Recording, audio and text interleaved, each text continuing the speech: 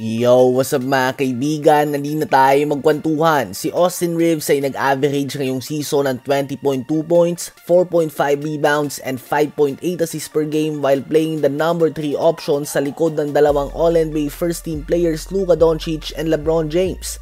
Habang si Desmond Bane ay nag-average ng 19 points, 6 rebounds, and 5 assists per game bilang ang number 2 scoring option ng Memphis Grizzlies at number 1 option naman tuwing injured si Ja Morant na madalas mangyari.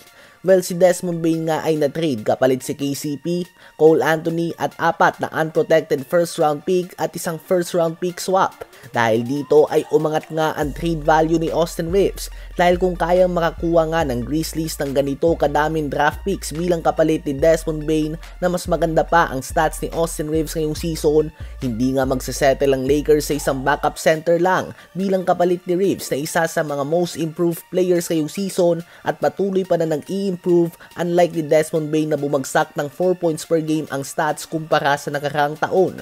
Expected na mas magiging mataas ang standards ng Lakers sa mga team na magiging interesado kay Austin Reaves ngayong off-season at gagamitin nga nilang halimbawa ang naging trade deal na ito kay Desmond Bane. Gagawin nga nila itong basehan considering na halos pareho ang stats ng dalawang player na ito. Subalit ang posibleng magaya lang nga ng Lakers sa deal na ito ay ang dami ng draft picks kung interesado nga sila dito. Dahil kung sa current players ay mahirap nga ito gayahin considering na si Desmond Bane ay may kontrata na 5 years $197 million habang si Austin Reaves naman ay 4 years $53 million lamang. Ganyan nga kalaki ang natitipid ng Lakers sa produksyon na binibigay ni Reaves sa team.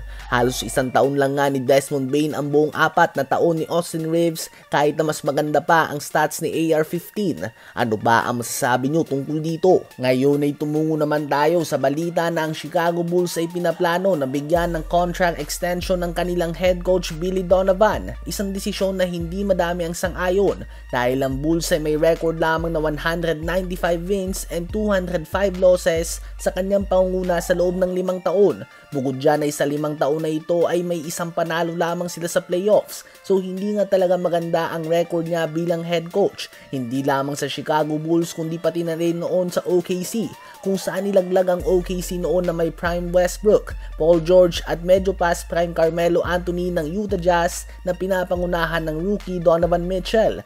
Sa ngayon ay hindi pa tiyak kung ano ba ang plano ng Chicago Bulls, kung sisimulan na ba nila ang rebuild, ititrade nila ang mga expiring contracts tulad nila Lonzo Ball at Kobe White o kung ano pa man. Medyo malabo nga ang direksyon ng franchise na ito sa ngayon.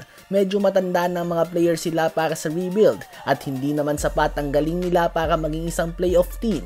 So hindi mo nga malaman kung ano ba talaga ang goal nila patungo sa season. Magtatanking ba sila para sa mga draft picks o magtotodo sila para sa play-in spot o first round exit? Ano ba masasabi nyo tungkol dito?